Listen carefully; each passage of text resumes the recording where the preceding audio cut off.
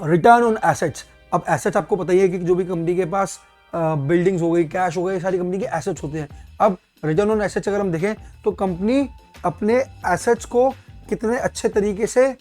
Use कर रही है, कितने एफिशिएंटली यूज़ कर रही है प्रॉफिट जनरेट करने के लिए, रिटर्न ऑन एसेट्स वो इंडिकेट करता है। वो इंडिकेट करता है वो परसेंटेज ऑफ नेट इनकम जो उसके टोटल वैल्यू ऑफ एसेट्स है, उसके मुकाबले में कंपनी कितनी नेट इनकम जनरेट कर रही है। अब सिंपल है, अगर कंपनी अपने एसेट्स के मुकाबले काफ़ी अच्छा प्रॉफिट जनरेट कर रही है तो इसका मतलब ये है, अगर हायर आरओ है तो इसका मतलब ये है कि आपको उसमें इन्वेस्ट करना चाहिए, वो लॉन्ग टर्म में ग्रो कर सकती है। एंड कन्वर्सली अगर वो कंपनी अपने एसेट्स के मुकाबले अच्छे से प्रॉफिट जनरेट नहीं कर पा रही है तो इसका मतलब ये है कि कंपनी या तो यूटिलाइजेशन में उसके इशू है या वो ग्रोथ अपॉर्चुनिटी उसको एक्सप्लोर नहीं कर रही, और अगर ये सब हो रहा है तो मे बी कंपनी की मैनेजमेंट में इशू हो। तो ये सारी चीज़ें आपको एक डीप इंसाइट दे दी है कंपनी के अंदर, but still a deep insight is not everything that you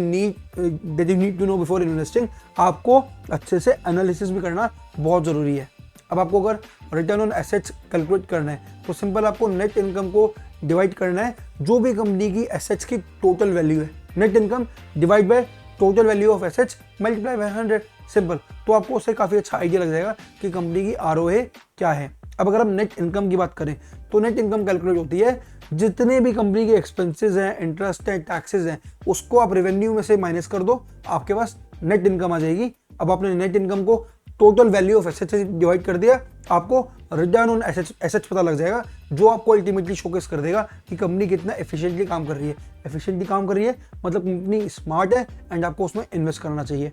अब ये जो उसकी आरओए की एक रेशो होती है, ये ज़रूरी नहीं है कि हर इंडस्ट्री की सेम हो, तो आपको अगर कंपैरिजन करना है कंपनी वाइज तो सेम इंडस्ट्री में जो कंपनीज है उन्हीं से कंपेयर करो, या फिर आप एक उस इंडस्ट्री का एवरेज देख लो कि इंडस्ट्री का एवरेज ये है, आपकी कंपनी जिसमें भी आप सोच रहे हो इन्वेस्ट करने की वो उससे ऊपर है या नीचे है, एंड उससे आपको काफ़ी अच्छा आइडिया लग जाएगा। दूसरी तरफ आप हिस्टोरिकल डेटा भी देख सकते हो कि हिस्टोरिकली किस तरीके से कंपनीज ग्रो करी है, किस तरीके से क्या उनकी ये रिटर्न ऑन एसेट्स की रेशो रही है, एंड उसके मुकाबले भी आज जो करंट रिटर्न ऑन एसेट्स की रेशो चल रही है वो कितनी चल रही है, वो भी अगर आप कंपेयर करोगे तो आपको एक काफ़ी अच्छा आइडिया मिल जाएगा कि वेदर टू इन्वेस्ट और नॉट।